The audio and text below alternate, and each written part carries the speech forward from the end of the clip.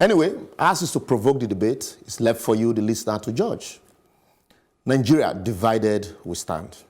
No nation can thrive under the present lopsided and deficient leadership structure currently called Nigeria. Even small and medium companies succeed greatly when responsibilities are divided and assigned for collective goals of the group, though with institutional checks and balances.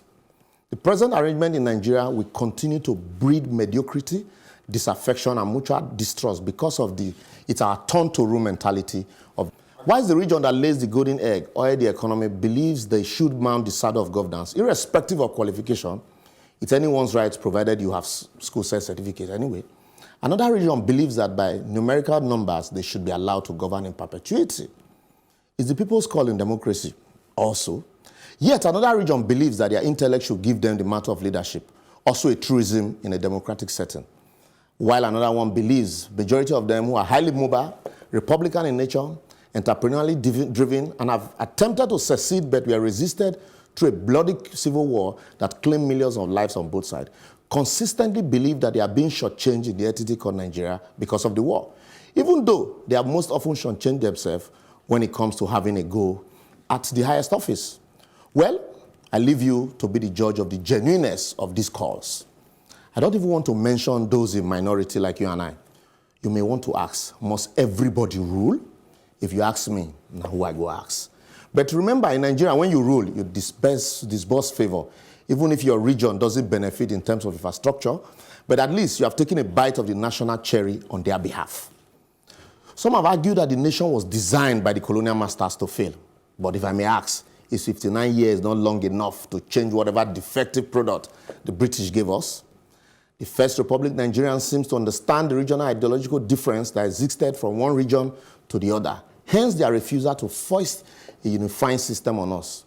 All the regions were independent of one another, even though they collaborated in a lot of ways.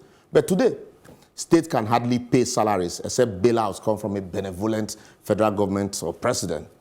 The 1999 Constitution is a schedule to Decree 24, and yet it claims that in its preamble, we the people of Nigeria. That's a lie against itself anyway.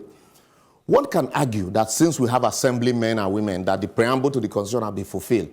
Can we truly call what we have election or selection? You be the judge of that too. Believing against all odds that the current federal unity or turn-by-turn arrangement will yield meaningful development in this country is a fruitless venture.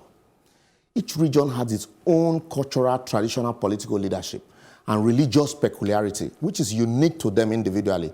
And I think they should each be allowed to look inward and tap into this strength constitutionally without seeking approval from a benevolent center.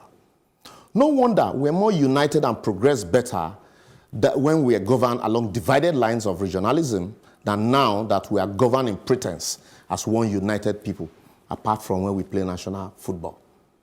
My advocacy out of this turn-by-turn directionless leadership presently bedeviling this country is to divide the nation along regional borders and grant each region fiscal autonomy so that the Yoruba man can deal with his problems separately from the Hausa man, and the Igbo man who will also have to face and deal with their squarely.